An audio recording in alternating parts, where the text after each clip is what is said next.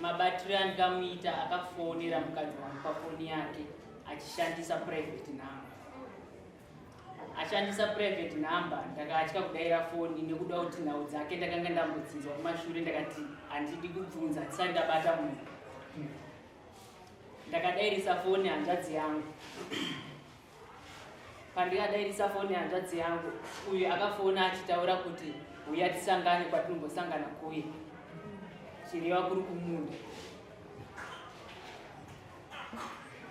Saka inini ndakazotora mudzimai wangu ndikamuudza kuti mudzimai wangu yatitaure nyaya dzafamba ndadairisa foni hanzvadzi yangu patataura tese patati ndikuda kubata chikomba ichi.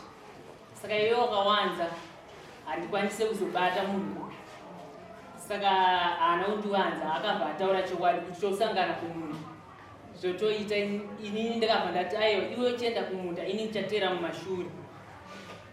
Pandikatera mumashure ndopandikaona uyu akagara nemukadzi wangu mumunda mangu. Saka uyu akanditiza. Paakanditiza akatombondikandidzira dombo. Asi ndakatotema pagumbo ndakashingirira ndakamubata ndikamutorera foni yeti nemakiye mota. Foni takazoidzorera mushure mekunge mupurisa wamambo akauya akati mudzorerei foni.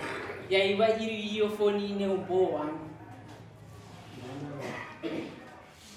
Akauya nditoshiba. Ndomabatira ndikaita murume. Makiye moto wamudzorera?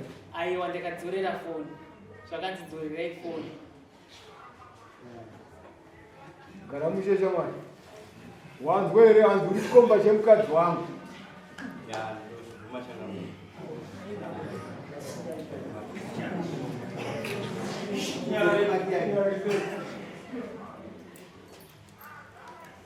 Ita isi yake mwisho? Ndiye? Mzorere.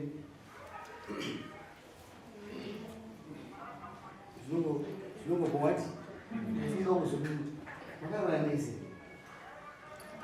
Kurara naye ndakarara naye. Chakaitika mukomana kuti ndamurwa nedombo, kumurwa nedombo.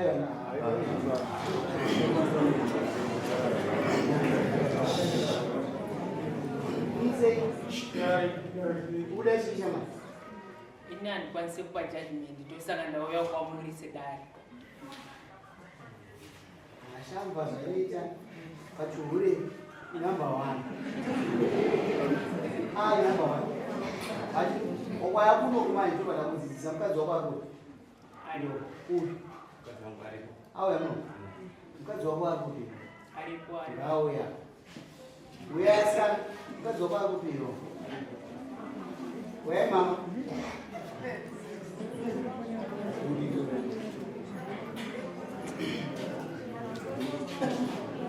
Mugari pambera wa uyu ugara uko uyu. Aiwa, wa uyu ndo uyu.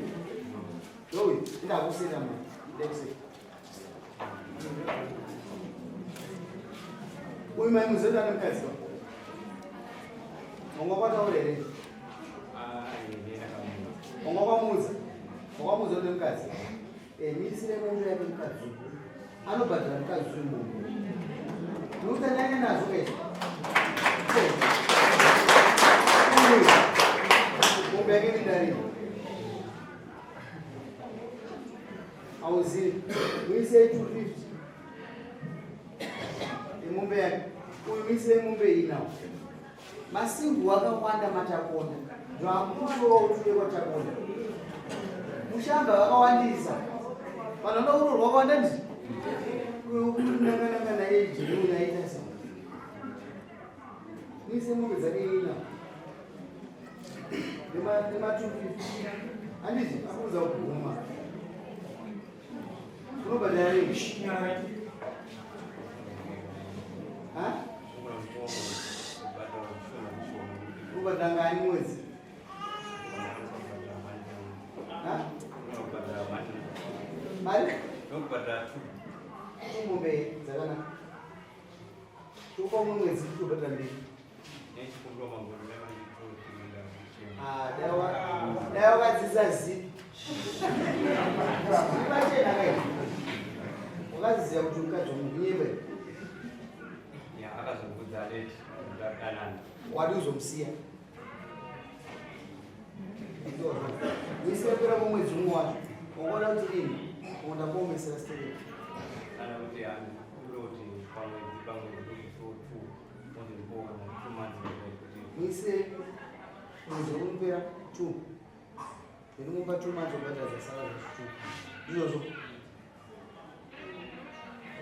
Amai unobhadhara nini?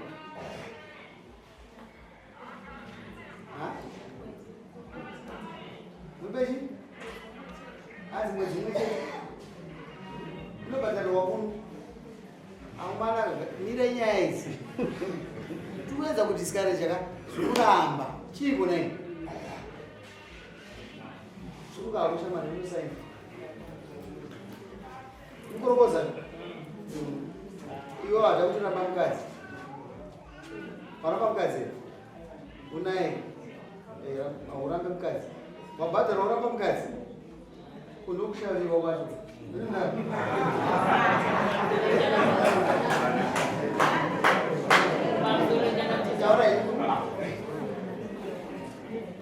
pamusoro wechandamiri inini mubereki weuchu muroora wangu pakaitika nyaya shuwa ndandisika tatora 2 weeks tichingouya kunoku kuti nyaya itongwe asi nyaya isatongwa nechikonzero chokuti uyu akanga asingawanikiro asi tinomaridza mabhasi dzataishandisa pepatata pawo sekretary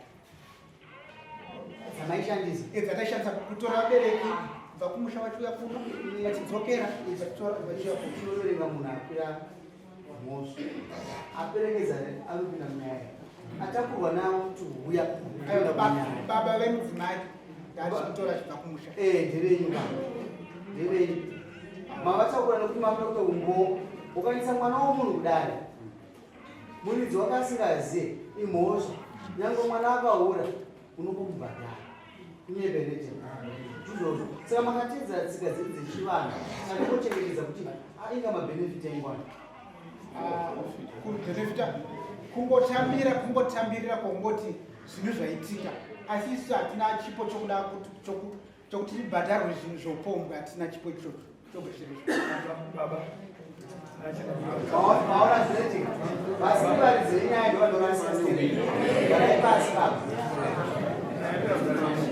kana masvika kumba uyu ndemuroora wenyu mukadai musingamude mukadai makamurongedzesa makapashirere pachena musina kuya kudari nasokuonawo munhu avaya kudari anongaita munhu wakasangana kumudzidzisa bata chipongo samunomisa atikuramba nyamwenyini ende kana baba wako adaro unotidzokera kuna atete nokuti nyaya idzi dzimunomudza atete kunyepe naibaba kunyepe kana pana asina kubhaibheri kana pana asina kubvira atadza ngaanyiwe asumuke kuti muni unosumuke nebaba hamusumuke kuratidza kuti tisi tivatadzi tikakugadziriswa mwana vakatadza ndangada kubvudza mbudza ikawanda manje nemaitira ndaita ndoona mwana anozvara apanzi chienda kumba mwana wazvinzwa takura mukadzi ndo wako nezi umwana achapamukana vanhu vekumashure uyai mutima witness chete mwana kuti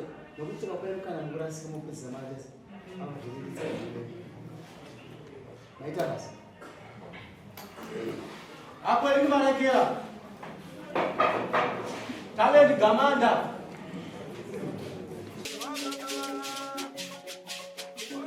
Baba